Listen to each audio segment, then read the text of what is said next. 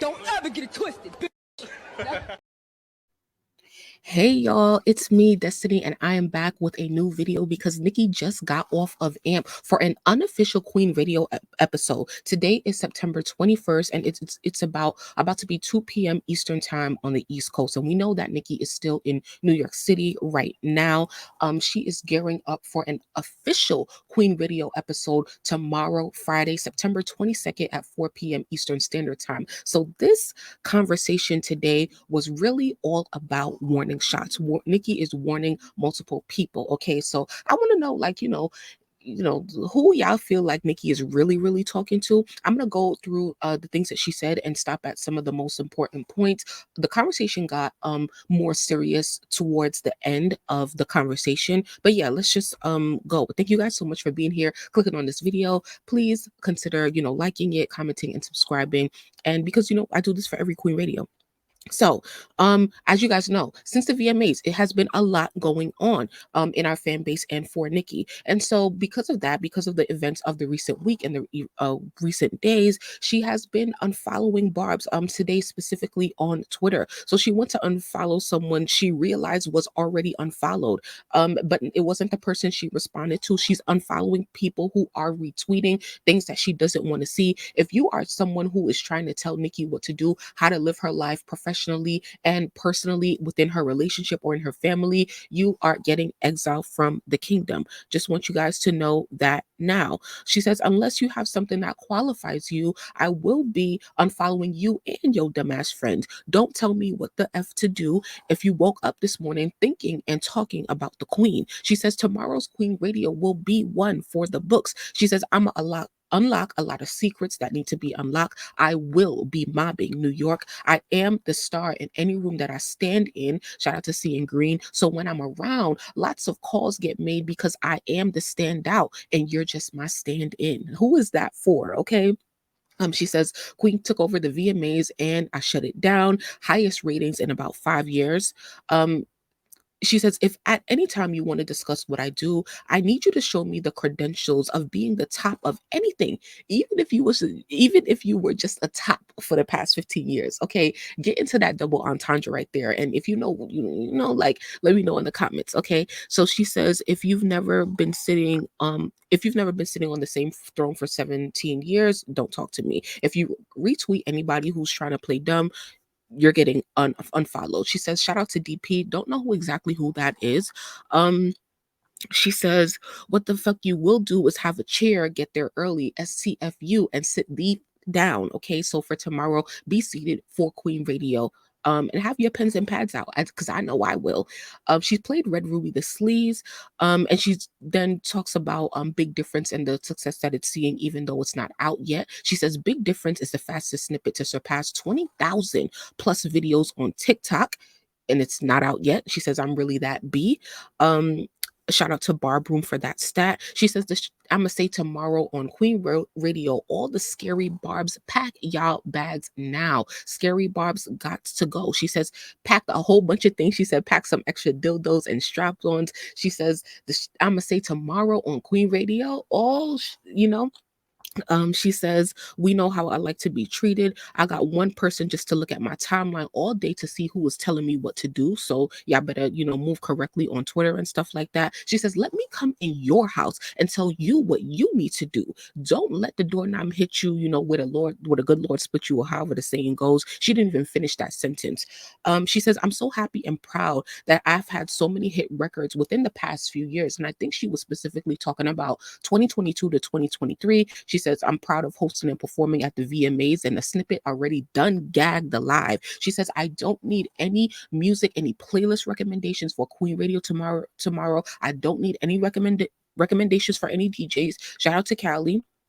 And she says, pack your bags because you are getting called by name. Okay, let me know who you think she is talking about, y'all. She says, now back to where, Nicki had famously said, like, people were making calls about her for the VMAs. She said, it's one thing when you can make calls, and it's another thing when you call the shots. That is the main line for this episode. It's one thing when you can make calls, and it's another thing when you call the shots. Y'all could call as much as you want, but she's still the boss. So she plays once some more and then plays good form. Now I was getting hyped. She says, I don't know if I'll put the address out for Queen Radio. I just unfollowed someone. It was hard to watch her go. She had such a great ass. Get off the internet and get your bachelor's and master's at telling Nicki. And she made up a new word. She said, get your bachelor's and mastered in physio telling Nicki what to do, like physio, y'all know shit, biology, psychology, shit like that. This physiology, right? Physio telling Nicki what to do. So she made up a whole new study of like science. So then she played Endless Fashion. She says, when y'all find out one of the main things that really got people mad, y'all are going to gag. She says, when I'm able to tell y'all all this gaggery, oh, that gaggery I can't tell y'all about yet. She says she is giving out cocksucker awards on Queen Radio. Papa Bear will be on the sound boards tomorrow.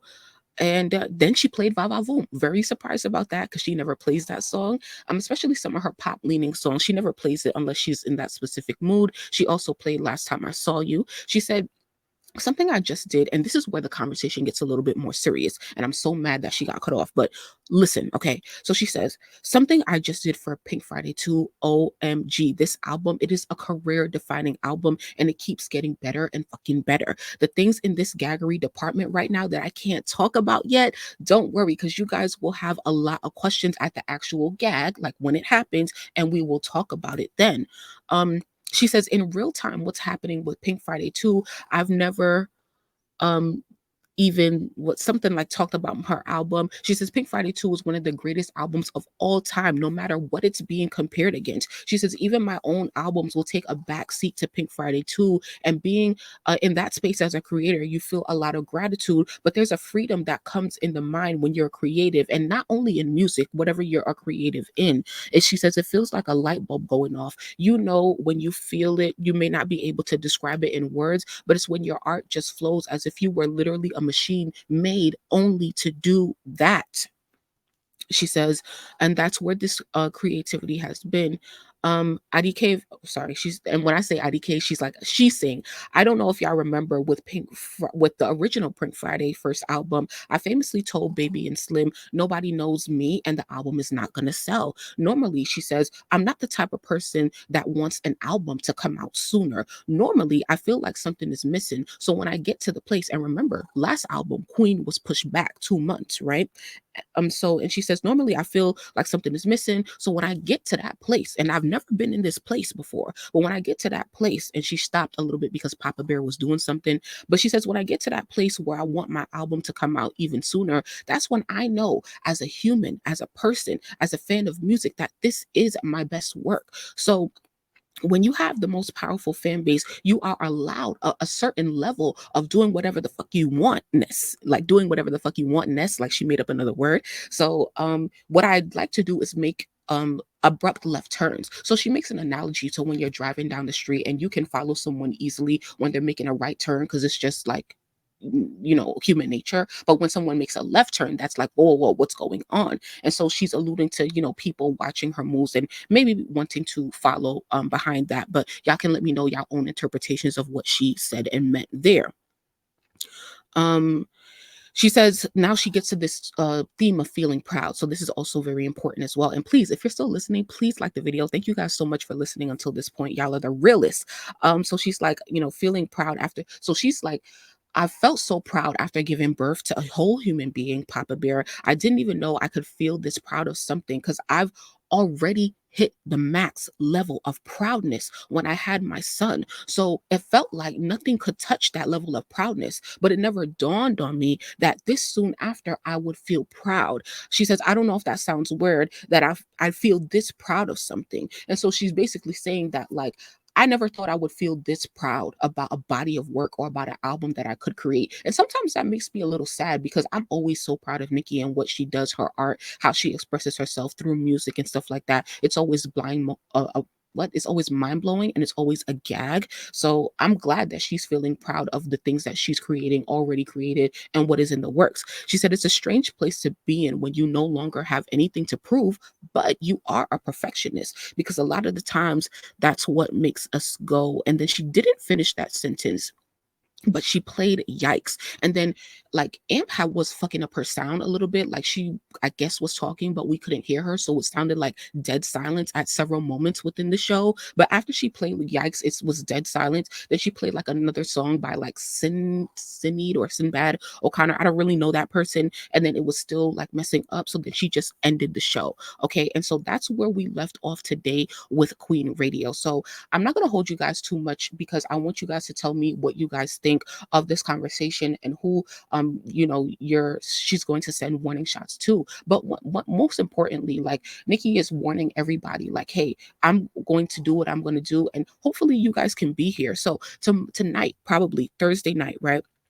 Make sure that you guys come follow me on AMP, the same app that Nicki does Queen Radio on. You can just find me by my first name at Destiny, Destiny, and we be live on there every day talking about Nicki, what's going on, way more in depth of what we talk about here on the channel. So definitely come on the app, come find me, because I want to do a conversation tonight, definitely before Queen Radio, and have a Queen Radio pre-conversation. I usually do pre-games, but for this Queen Radio, it kind of feel like, it's a little more important as to what's going to happen in the context of everything that has been happening for the last week. So I hope that you guys pull up. The link to my AMP profile is always in my comments. In my description. So you guys can always go to the description, get my direct link to my profile, and come follow me there. As long as you turn on post notifications, you'll know when I go live. Okay.